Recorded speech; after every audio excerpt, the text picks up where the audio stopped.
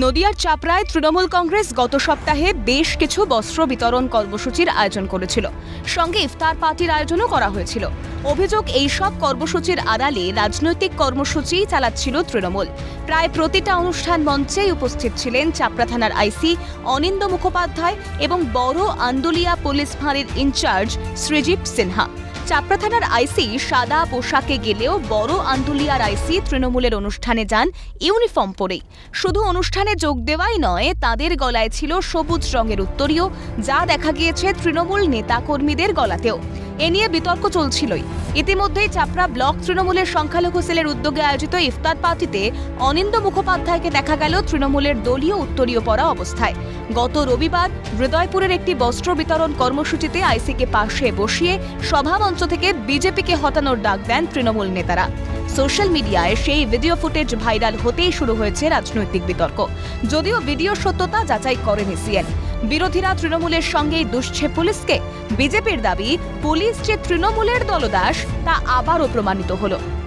দীর্ঘদিন ধরে বলে আসছি যে পশ্চিমবাংলার পুলিশ তৃণমূলের দলদাস, সেটা আজকে প্রমাণ করে দিল চাপড়া থানার ইন্সপেক্টর ইনচার্জ এবং চাপড়ার অন্তর্গত বড় আন্দুলিয়া ফাঁড়ির ইনচার্জ।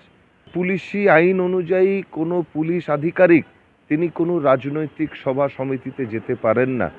তো পশ্চিমবাংলায় পুলিশি আইন, পশ্চিমবাংলায় আইপিসি কিছুটাই চলে না, কারণ পশ্চিমবাংলায় চলে তৃণমূলী আইন। নদিয়া জেলার এসপিকে বলবো যে দুজন আধিকারিক আজকে তৃণমূল কংগ্রেসের সবাই জলজল করছিল নক্ষত্রের ভূমিকায়, তাদের বিরুদ্ধে কড়া ব্যবস্থা নেওয়ার জন্য। যদি নদিয়া জেলার এসপি কড়া ব্যবস্থা না নেন, তাহলে ভারতীয় জনতা পার্টি আগামী দিন কিন্তু পুলিশ প্রশাসনের বিরুদ্ধে বৃহত্তর আন্দোলন সংগঠিত করবে।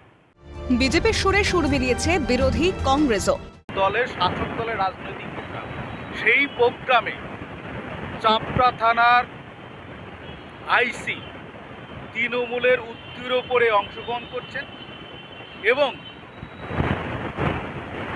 ফাঁড়ির ইনচার্জ উর্দি ধরে সেই প্রোগ্রামে অংশগ্রহণ করছে।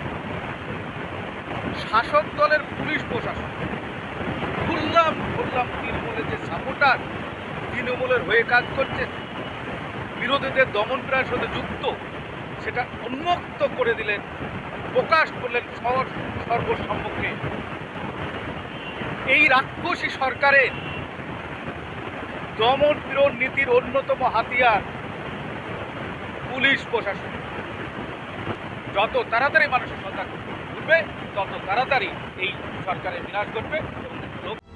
এ ব্যাপারে তৃণমূলের সাফাই, সম্মান জানাতেই পড়ানো হয় উত্তরীয়। পুলিশ প্রশাসন বা প্রশাসনিক স্তরে অনেক সময় খেলাধুলা উদ্বোধন করে থাকেন এবং বিভিন্ন সামাজিক উন্নয়নমূলক কাজেও তারা সামিল হন। এটা কোনো অন্যায় নয়। এখন দেখতে হবে এই বিষয়টা তারা উত্তরীয় বলতে কি উত্তরীয় বোঝাতে চাইছেন আমার জানা নেই। যে কোনো সম্মানীয় লোককে সম্মান জানানোর জন্য উত্তরীয় পড়ানো হয়ে থাকে। ইফতার পার্টি কোনো রাজনৈতিক সভা নয়। ইফতার পার্টি সকলের জন্য, ধর্ম বর্ণ নির্বিশেষে সবাই ওখানে অ্যাটেন্ড করতে পারে। আমরাও তো ইফতার পার্টিতে যাচ্ছি। বিজেপির কথা ছাড়ুন, বিজেপির অভিযোগের কোনো ভিত্তি নেই। যে কোনো জিনিস ইস্যু বলে ভেসে উঠতে চাইছে, ওদের মাথাটা একটু খারাপ হয়েছে। কোনো রাজনৈতিক অনুষ্ঠানে আমন্ত্রিত থাকতেই পারেন পুলিশ কর্মীরা, কিন্তু তা বলে মঞ্চে উঠে রাজনৈতিক নেতাদের পাশে সেই রাজনৈতিক দলের উত্তরীয় পরে বসে থাকতে পারেন কি কোনো পুলিশ কর্মী? তাহলে কিভাবে পুলিশকে নিরপেক্ষভাবে তাদের কাছে ন্যায় বিচার আশা করবে মানুষ? আদৌ কি এই দুই পুলিশ কর্তার বিরুদ্ধে কোনো পদক্ষেপ করবেন পুলিশের উচ্চপদস্থ কর্তারা? নদিয়ার চাপড়া থেকে প্রসেনজিৎ বিশ্বাসের রিপোর্ট, ক্যালকাটা নিউজ।